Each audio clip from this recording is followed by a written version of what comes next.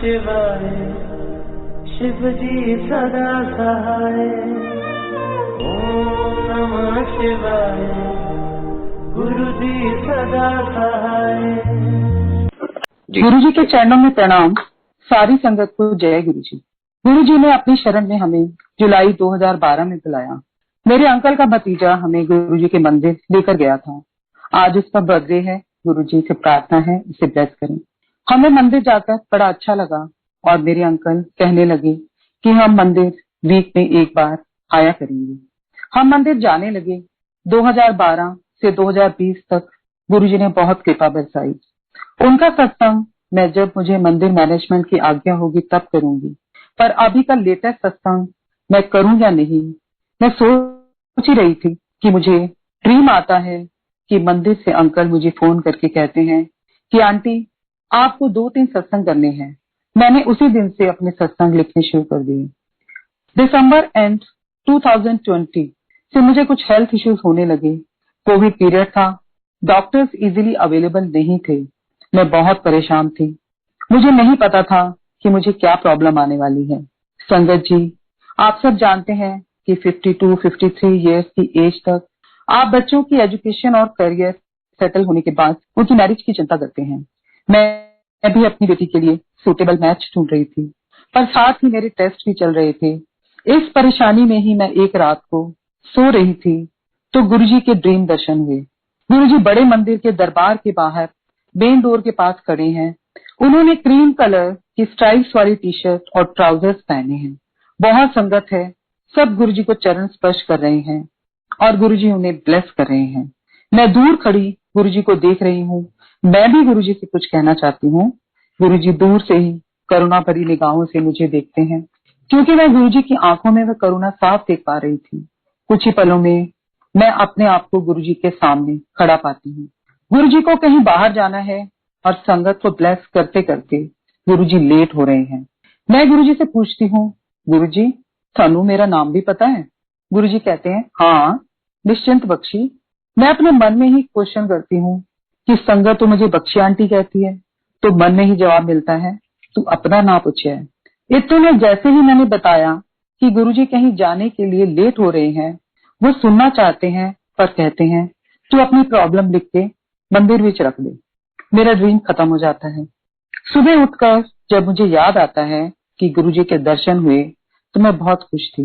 मैंने कुछ सत्संग में यह भी सुना था कि गुरुजी ने कहा गुरुओं ਨੂੰ चिट्ठियां नहीं पाया कर दी। तो मैंने सोचा पर मुझे तो गुरुजी ने कहा है, तो मैंने अपनी समझ से 3 प्रॉब्लम लिखकर अपने घर के मंदिर में रख दी। गुरुजी ने मेरी प्रॉब्लम उसी सीक्वेंस में सॉल्व की जिसमें मैंने उन्हें लिखा था। गुरुजी ने मेरी first problem with in 2-3 months में ठीक कर दी। मुझे ट्रैवलिंग में और जब स्वेटिंग होती थी तो स्किन पर रैशेस हो जाते थे, जिससे मैं 10-15 ईयर से परेशान थी। मैंने अपना डॉक्टर चेंज किया और उसकी मेडिसिन और गुरुजी की ब्लेसिंग से मुझे प्रॉब्लम दोबारा नहीं हुई। मुझे एहसास नहीं था कि मेरी सेकंड प्रॉब्लम इतनी सीरियस है और मैंने तो उसे सेकंड नंबर पर रखा। मेरे एक्जिला के पास एक लंप हो गया था। मैं अपना फरीदाबाद से मैमोग्राम करवा रही थी और मुझे गंगाराम के डॉक्टर ने पेट स्कैन भी करवाने को कहा। मैंने सारी पेमेंट कर दी, क्योंकि मेडिसिन के लिए 50% एडवांस पेमेंट के बाद ही टेस्ट बुक होता है। मेरा दूसरे दिन पेट स्कैन होना था और मैमोग्राम उसी दिन हुआ। जब मैं चेंजिंग रूम में थी तो मुझे कोई आवाज आई है कि एथो पेट स्कैन नहीं करवाना। संगत जी, दिसंबर एंड का महीना, बहुत सर्दी थी। मैंने गुरुजी से कहा कि मैं तो ऐसे टेस्ट करवा कर ही परेशान और बीमार हो जाऊंगी। अब मुझे कहाँ जाना है आप ही देखना, क्योंकि हर जगह पहले आपको अपनी कोविड नेगेटिव रिपोर्ट देनी पड़ रही थी। हमने वो अमाउंट वहां से रिफंड करवाया और मेरी बेटी ने उसे बड़े मंदिर की गुल्लक में चढ़ा दिया। जैसा कि गुरुजी कहते हैं, औखे वक्त कोई काम नहीं आएगा, थोड़ा गुरु और गुरु संगत ही काम आएगी। मेरी डॉक्टर से अपॉइंटमेंट गुरुजी की ओल्ड संगत ने दिलवाई। 6 जनवरी को मुझे ब्रेस्ट कैंसर डायग्नोज हुआ। रिपोर्ट हमने मंदिर के बाहर कार में ही खोली। मेरे बच्चे रोने लगे और गुरुजी से नाराज भी हो गए, पर मैंने ड्रीम में गुरुजी की वो करुणा भरी नजरों का एहसास किया था। तो मैंने अपने बच्चों से कहा, मैं रहूं ना रहूं, तुम गुरुजी से कभी नाराज मत होना, क्योंकि जब तक जिंदा है तब भी गुरुजी की शरण में है और मरने के बाद भी उनकी शरण में है। मैंने उन्हें ऐसा इसलिए कहा क्योंकि मुझे नहीं पता था कि मुझे किस स्टेज का कैंसर है और कितनी लाइफ है। अगर ये गुरुजी की शरण में रहेंगे तो मुझे सुकून रहेगा। 2015 में जब हम मंदिर जाते थे तो एक अंकल ने मंदिर के दरबार में एक सत्संग किया था कि उन्हें थ्रोट कैंसर डायग्नोज हुआ। तब गुरुजी चोले में थे। गुरुजी ने कहा, कोई गल नहीं, डॉक्टर अपना काम करेंगे, मैं अपना। और वो अंकल कीमोस के बाद मंदिर में गुरुजी के पास आते थे और अंकल ट्रीटमेंट के बाद बिल्कुल ठीक हो गए। यह सत्संग ही मेरी प्रेरणा था। मैंने कहा, गुरुजी आप मेरे साथ रहना, मैं जो होगा उसे एक्सेप्ट करूंगी। 15 जनवरी को मैं मंदिर माथा टेकने गई क्योंकि दूसरे दिन मेरी सर्जरी थी। मैंने बाहर एक सेवादार अंकल जो घर जाने के लिए अपनी कार में बैठ रहे थे उनसे पूछा, अंकल मुझे गुरुजी का न्यू ईयर का कैलेंडर मिल जाएगा? अंकल रुके और कहने लगे, आंटी कैलेंडर तो अभी नहीं है। और कुछ स्माइल करते हुए मंदिर के अंदर समाधि के पास से रेड रोजेस का एक ह्यूज बुके मेरे हाथ में देते हुए कहते हैं, आंटी ये गुरुजी की स्पेशल ब्लेसिंग्स हैं आपके लिए। मैंने उन्हें कुछ नहीं बताया था। ब्लेसिंग्स लेकर मैं खुश हो गई, पर साथ ही रोते हुए बताया कि अंकल कल सुबह मेरी सर्जरी है। संगत जी, गुरुजी की कृपा से 2014 से साल में 4 सत्संग हमारे फिक्स थे। 9 जनवरी, 9 मार्च, 9 जून और 9 अक्टूबर। हम उसे पूरे डिसिप्लिन से करते थे। लंगर प्रसाद हम घर पर खुद ही बनाते थे। शाम का सत्संग था। सत्संग समय पर हुआ और दरबार ऐसे ही सजा रहा। 15 जनवरी को वो बुके मेरे बच्चों ने दरबार में ही सजा दिया। सुबह हॉस्पिटल जाते वक्त मैंने रोज की एक पंखुड़ी तोड़कर गुरुजी की सूप के साथ रख ली। सुबह 5 बजे फॉग बहुत थी, कुछ नजर नहीं आ रहा था। रास्ते में कुछ भी हो सकता था, लेकिन गुरुजी की कृपा से हम टाइम पर हॉस्पिटल पहुंच गए। मैंने सर्जरी से पहले ही डॉक्टर से रिक्वेस्ट की कि गुरुजी का पॉकेट सूप मेरे साथ ओटी में अंदर जाएगा। तो उन्होंने कहा, आपके वही गुरुजी है ना जिनका बर्थडे 7 जुलाई को आता है? मेरा भी बर्थडे 7 जुलाई को आता है। और दूसरी सीनियर सर्जन ने तो गुरुजी का पेंडेंट अपने गले में पहना हुआ था और कहने लगी, पहले आप अपने गुरुजी को प्रणाम कर लो, फिर हम आपको ओटी में लेकर जाएंगे। 18 जनवरी को मैं डिस्चार्ज हो गई और घर आई तो गुरुजी को माथा टेकते वक्त बुके को ध्यान से देखा तो पाया कि फूल वैसे ही खिले हैं और उसमें 3 सॉन्ग ऑफ इंडिया के प्लांट्स भी हैं। ऐसा बुके मैंने पहली बार ही देखा था। मुझे एहसास हुआ कि गुरुजी कह रहे हैं, तनु बो दे। मैंने अपने अंकल को कहा, इसको गमले में लगा दो।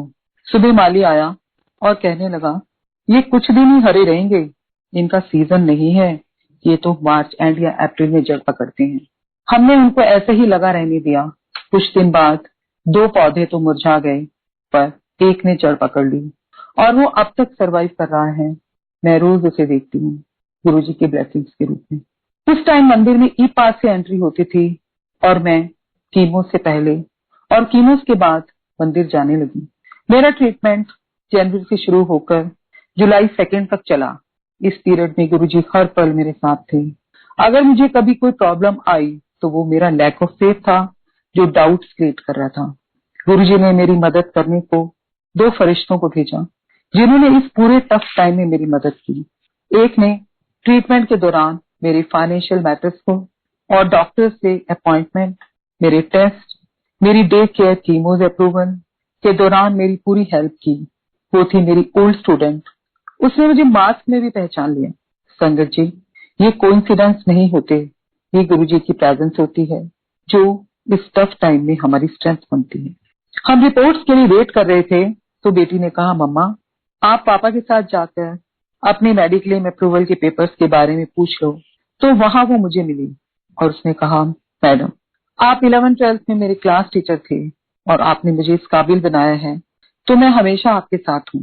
कोविड टाइम में ज्यादा लोग अलाउड नहीं थे तो वो मेरी बेटी के साथ हमेशा रहती थी। दूसरा फरिश्ता जो मुझे वीक में 2 बार मेरी ट्रीटमेंट के दौरान मंदिर लेके जाता था।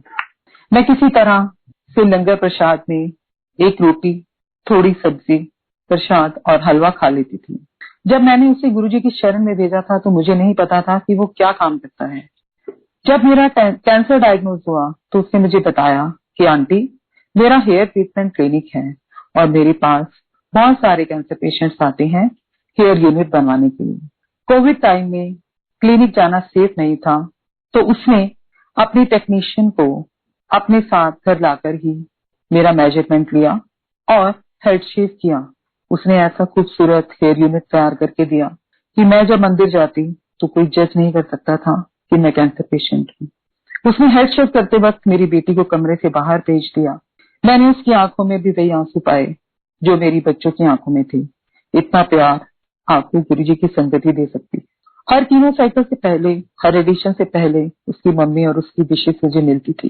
संगत जी, आपको पता है कि कैंसर ट्रीटमेंट बहुत कॉस्टली होता है। कोविड के टाइम में हम सब भी फाइनेंशियली वीक हो गए थे। ऊपर से मैं भी जनवरी से लीव पर थी। मुझे चिंता थी कि सब कुछ कैसे मैनेज होगा। कोर्ट्स भी बहुत टाइम से नहीं खुले हैं। गुरुजी ने मेरे सारे फंड्स को मैनेज किया। उन्हें पता था कि प्रॉब्लम आने वाली है। मेरे पास 20-21 साल से नेशनलाइज्ड इंश्योरेंस कंपनी की पॉलिसी थी। कोई कभी क्लेम नहीं लिया था। बहुत हेल्दी लाइफ जी रहे थे। कभी तो मैंने कोई सिरदर्द या पेन किलर भी नहीं खाई थी।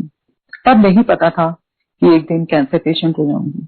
2020 में गुरुजी ने दिमाग में एक थॉट डाला कि अपने मेडिक्लेम पैकेज को एक बिग अमाउंट से इंक्रीज करके कोई अच्छी मेडिक्लेम पॉलिसी लो, प्राइवेट मेडिक्लेम पॉलिसी लो। हमारे पास बिग अमाउंट की मेडिक्लेम पॉलिसी थी, पर आपको पता है कि कई बार ये कंपनी क्लेम अप्रूवल करने में प्रॉब्लम क्रिएट करती है।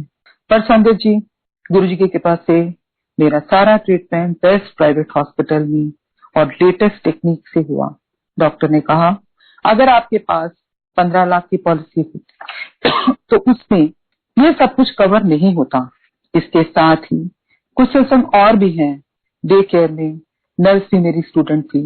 उसने अपने नर्सिंग स्टाफ और हेड नर्स को कहा, ये मेरी मैम है, अगर मैं कभी अवेलेबल नहीं रहूं तो तुम इनका ख्याल रखना। डे केयर की कैशियर गुरुजी की डिवोटी थी। संगत जी, मेरे लिए ये कोइंसिडेंस नहीं थे, ये गुरुजी की ब्लेसिंग्स थी। इस कोविड पीरियड में गुरुजी ने फर्स्ट वेव और सेकेंड वेव में बचाकर रखा, जबकि हमें कई कोविड टेस्ट और ब्लड टेस्ट करवाने पड़ते थे। मेरी फैमिली को आउट ऑफ द वे जाकर बहुत पहले ही वैक्सीनेट करवाया, जबकि 18+ का वैक्सीनेशन शुरू भी नहीं हुआ था। हमारा फर्स्ट फ्लोर पर ऑफिस है और नीचे रेजिडेंस है। स्टाफ मेंबर्स और कुछ क्लाइंट्स के कोविड पॉजिटिव होने पर भी गुरुजी ने हमें उस पीरियड में बचाकर रखा। गुरुजी का शुक्राना। जैसा कि मुझे आ गया है 3 सत्संग शेयर करने की, तो मेरा दूसरा सत्संग भी इसी पीरियड का है। मेरे दोनों बच्चे अर्न करने लगे थे और बेटी को मैंने कहा, आप अपनी अर्निंग सेव करो, तो उसने और मेरे हस्बैंड ने ग्रेटर फरीदाबाद में एक प्लॉट में इन्वेस्ट किया। 25% हम पे कर चुके थे और बाकी हमने फाइनेंस करवाना था। हमारे सारे पेपर्स पूरे थे। कोविड की फर्स्ट वेव में लॉकडाउन था और एचडीएफसी के एक एम्प्लॉय ने एचडीएफसी बैंक के एक एम्प्लॉय ने हमारी फाइल डिस्प्लेस कर दी। पूरी फॉर्मेलिटीज दोबारा करने और बीमारी के कारण लोन सैंक्शन डिले हो गया और हमारा प्लॉट उन्होंने टर्मिनेट कर दिया और एक नॉमिनल सा अमाउंट का चेक दिखाते हुए कहा कि आपका अब कुछ नहीं हो सकता, अब तो आप अपने भगवान को ही अर्जी लगा लो। हम अपनी अर्निंग गुरुजी के चरणों से लगाने के बाद ही खर्च करते हैं कि गुरुजी आप इस पैसे को सही जगह खर्च करवाना। मैंने प्लॉट के पेपर्स गुरुजी के स्वरूप के सामने रख दिए और इतना ही कहा, गुरुजी ए पैसे किसी गरीब को जान दे ते मैं समझ लेंदी एनू जरूरत हुई। प्लॉट दे रेट भी बढ़ चुके ने और ऐसे पहला तो ही रजे हुए ने। मेरे बच्चे की पहली कमाई है, तुसी ही देखो। 1-2 दिन बाद मेरा प्रॉपर्टी डीलर मुझे किसी हायर अथॉरिटीज का नंबर व्हाट्सएप करते हुए कहता है, ये बिल्कुल जेन्युइन पर्सन है, आप इनसे बात करो। मैंने इनसे फोन पर बात की क्योंकि मेरे बच्चे इधर उधर बहुत सोर्सेज यूज कर रहे थे, पर कोई रिस्पॉन्स अच्छा नहीं था। मैंने उनकी परेशानी को देखते हुए उन्हें सारी बात डिटेल में बताई। उन्होंने पूरा सुनने के बाद उसी टाइम कहा कि हम आपका स्पेशल केस कंसीडर करते हुए कुछ भी डिडक्ट नहीं करेंगे और जितना हमने पे किया सारा अमाउंट रिफंड हो गया, जो कि इम्पॉसिबल था। शुक्राना गुरुजी। तीसरा सत्संग जो आपसे शेयर करने जा रही हूँ, मेरे अंकल लॉयर हैं, उनकी 32 इयर्स की प्रैक्टिस है। मेरे दोनों बच्चों ने भी लॉ ही किया। बेटी ने LLM किया तो मैं चाहती थी वो नेट क्लियर करे या PhD करके लेक्चरशिप ज्वाइन करे, क्योंकि हमारे पंजाबी फैमिलीज में फीमेल लॉयर्स को बहुत तेज तरार समझते हैं और एक अच्छा प्रोफेशन नहीं मानते। आप सब जानते हैं 90% लोगों की यही थिंकिंग है। मैंने भी एज ए मदर यही सोचा कि मेरी बेटी इतनी प्यारी है, पर इस प्रोफेशन के साथ मुझे अच्छा रिश्ता ढूंढने में प्रॉब्लम आएगी। मेरी बेटी को एक अच्छी सैलरी पर PGT लीगल स्टडीज की जॉब मिल गई। स्टडीज के दौरान और जॉब के कुछ पीरियड तक मेरी बेटी माधुरी रंगोली सेवा, कभी पेंट्री सेवा और बड़े फंक्शंस पर गुरुजी के स्कूल में सेवादारों के लंगर प्रसाद में सेवा करती थी, और बेटा अनमोल सैटरडेज में शटल सेवा में होता था। मेरी बेटी सेवा में होती या लंगर प्रसाद ले रही होती तो सेवादार अंकल सबके सामने जोर से पूछते, और माधुरी आंटी प्रैक्टिस कैसी चल रही है? बेटी जवाब देती, अंकल मैं टीचिंग में हूँ, मैं प्रैक्टिस में नहीं हूँ। पर फिर भी कुछ अंकल हर बार यही कहते। मेरी बेटी मुझे घर आकर बताती कि मम्मी गुरुजी मेरा सबके सामने मजाक बनाते हैं, जब मैं प्रैक्टिस नहीं करती तो सब क्यों पूछते हैं। करीब 1.5 साल के बाद मेरी बेटी जॉब छोड़ देती है और पापा को असिस्ट करने लगती है। अपनी प्रैक्टिस से वो बहुत खुश है, क्योंकि नेम, फेम, रिस्पेक्ट सब गुरुजी ब्लेस कर रहे थे। हाई प्रोफाइल केसेस और चैलेंजिंग वर्क में इन्वॉल्व रहने लगी। गुरुजी बहुत तराश रहे थे उसकी स्किल्स को और वो निखरने लगी। MNC में पहुंच की ट्रेनिंग और बहुत अच्छे अच्छे असाइनमेंट अनमोल और माधुरी को मिलने लगे। इस छोटी सी उम्र में गुरुजी ने उनको खूब ब्लेस किया। कभी कभी तो अपनी तारीफ सुनकर उनको शर्म आने लगी और वे हमेशा इसके लिए गुरुजी से शुक्राना करते। संगत जी, पर हमें तो मांगना भी नहीं आता और गुरुजी की ब्लेसिंग्स को समझना भी नहीं आता। हम सबसे पहले नेगेटिव एस्पेक्ट को ही पकड़ते हैं। मैं गुरुजी को कह रही थी, गुरुजी अगर आपने इसको लॉयर नहीं बनाया होता तो मुझे बहुत आसानी से कोई भी अच्छा रिश्ता मिल जाता। संगत जी, जैसा कि मैंने आपको बताया कि मैं रोज ट्रेडिशन पीरियड में भी मंदिर जा रही थी। एक दिन मेरा BP स्लाइटली हाई हो गया तो मेरी बेटी को लगा कि मेरी मम्मी मेरी टेंशन ले रही है। वो मुझे हमेशा कहती, मम्मी आप मेरे और गुरुजी के बीच में मत आना, क्योंकि आप तो कोई छोटी चीज मांग लोगे और मुझे गुरुजी ने कुछ बड़ा देना हो। मुझे अपने गुरुजी पर पूरा विश्वास है। मैं गुरुजी के लिए तो किसी को भी छोड़ सकती हूँ, पर मुझे कोई कहे कि आप गुरुजी को छोड़ दो तो ये मैं नहीं कर पाऊंगी। ये गुरुजी की रिस्पॉन्सिबिलिटी है, वो हमें अपने साथ इतना आगे क्यों ले आए। रात को वो गुरुजी को यह कहकर सो जाती है कि गुरुजी मम्मी पापा दोनों डिस्टर्ब हैं, आपने मुझे लॉयर क्यों बनाया। गुरुजी उसी रात माधुरी को बैरून चोली में ड्रीम दर्शन देते हैं और 2015 से 21 तक का फ्लैशबैक दिखाते हैं। उसे कहते हैं, ਤੁਹਾਨੂੰ ਲੋਕਾਂ ਨੂੰ ਤੇ ਸਮਝ ਹੀ ਨਹੀਂ ਕਿ ਤੁਸੀਂ ਕੀ ਭੁਗਤਣਾ ਸੀ, जो हो रहा है वो ते 10% भी नहीं। संगत जी, 2016 में मैंने अपनी बेटी का, अभी वो पढ़ ही रही थी तो एक जगह रोका किया था, पर उसी दिन हमें रियलाइज हुआ कि यहाँ कंपेटेबिलिटी नहीं है। हमने अभी कोई रिंग सेरेमनी या मैरिज की डेट फिक्स नहीं की थी। कुछ दिन बाद ही हमने कॉल ऑफ कर दिया। जिस दिन कॉल ऑफ किया तो सबसे पहले बड़े मंदिर जाकर गुरुजी की समाधि पर माथा टेका और बताया। गुरुजी ड्रीम में दिखाते हैं कि मेरी बेटी बहुत वीक हो चुकी है, उसकी आंखों में बड़े बड़े गड्ढे पड़ गए हैं, उसकी कलाइयां बहुत ही पतली हो चुकी हैं और उसने बहुत मैली सी ड्रेस पहनी हुई है और वो 5 साल सफर करने के बाद डाइवोर्स पेपर्स पर साइन कर रही है। मेरे घर की हालत बहुत खराब है, पैसे की बहुत तंगी है और सिर्फ मेरी ही सैलरी से घर चल रहा है। मेरा बेटा जो कैट क्लियर ना होने के कारण डिप्रेशन में है और उसने बड़ी बड़ी मूछें रख ली हैं और बहुत मोटा हो चुका है। उसे हमारे किसी क्लोज रिलेटिव ने झूठे केस में फंसा दिया है, जो कि नॉन बेलेबल ऑफेंस है, और मेरे पास तो उसकी बेल करवाने के भी पैसे नहीं है और वो कह रहा है जेल तो जाना ही पड़ेगा। ये सब 5.5 साल की जर्नी गुरुजी दिखाने के बाद कहते हैं, अपने मुकदमे लड़न तो अच्छा है दूसरे दे सुलटा दे, तद भी मैं, हुन भी मैं, अगे भी मैं। संजय जी, कोइंसिडेंस नहीं हो सकता, क्योंकि गुरुजी ने मेरे बेटे को भी यही विजन दिखाया। जब सुबह बेटी ने उठकर अपने ड्रीम के बारे में बताया तो पता चला कि मेरे बच्चे लॉयर गुरुजी की ब्लेसिंग से बने हैं। संगत जी, हमने अपने 5 सालों को याद किया तो पता चला सिचुएशन तो उल्टी थी। ना तो फाइनेंशियल प्रॉब्लम थी, ना मेरा बेटा डिप्रेशन में था। इनफैक्ट वो रोज नया मुकाम हासिल कर रहे थे। गुरुजी ने इस पीरियड में हमें Ladakh, Mumbai, Goa, Dubai, Singapore, Malaysia, Bali और ना जाने कहां कहां घुमाया। गुरुजी ने जो पतली पतली कलाइयां दिखाई थी, उसमें तो उन्होंने बेटी को डिजाइनर गोल्ड ब्रेसलेट और प्यारी सी डायमंड बैंगल्स ड्रेस की थी, जो वो पहन कर रखती थी। रही पुरानी ड्रेस की बात, तो गुरुजी ने इन सालों में उसे टॉप ब्रांड की डिजाइनर ड्रेसेस से ब्लेस किया और फर्स्ट फ्लोर पर वेल फर्निश्ड ऑफिस ब्लेस किया। सब कुछ उस सफरिंग का उल्टा था। सचमुच वो तो 10% भी नहीं है। मुझे अपने क्वेश्चन का आंसर मिल गया था कि गुरुजी ने हमें कितना बचाया। हम रोज मंदिर जा ही रहे थे, तो उस रात हमने मंदिर के सामने अपने कान पकड़े और कहा, गुरुजी आज के बाद कोई कंप्लेंट नहीं करेंगे और इस सुल्ताने के काम को पूरी ईमानदारी से करेंगे। संजय जी, मेरा ट्रीटमेंट पूरा हो चुका है। डॉक्टर्स कहते हैं अर्ली स्टेज थी, ERPR पॉजिटिव है, पर आपको पता है कि बहुत बार कैंसर रिलैप्स कर जाता है। अब क्वेश्चन ये है कि क्या मैं 5 से 6 साल सर्वाइव करने के बाद गुरुजी का शुक्राना करूं और कहूं कि आपने मुझे लाइफ ब्लेस की है। मुझे नहीं पता गुरुजी ने कितनी लाइफ ब्लेस की है, पर इतना पता है कि जो गुरुजी के दरबार में नहीं मिल सकता, वो दुनिया में कोई नहीं दे सकता, क्योंकि गुरुजी तो सुप्रीम लॉर्ड हैं। यह हम सब जानते हैं। एस्ट्रोलॉजी के अकॉर्डिंग तो मेरी लाइफ 51 ईयर्स की थी, अब 54 की हूँ।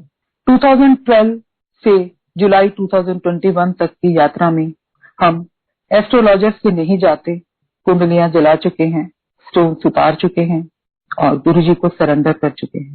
गुरुजी से प्रार्थना है, गुरुजी हर जन्म आप हमें अपनी शरण में रखना। शुक्राना गुरुजी, सारी संगत का भी शुक्राना जिन्होंने मुझे सुना। मेरा सत्संग इसके लिए प्रेरणा बनेगा कि गुरुजी जानते हैं। मंदिर मैनेजमेंट का भी शुक्राना जिन्होंने मुझे इतनी जल्दी जूम सत्संग पर सत्संग शेयर करने का मौका दिया।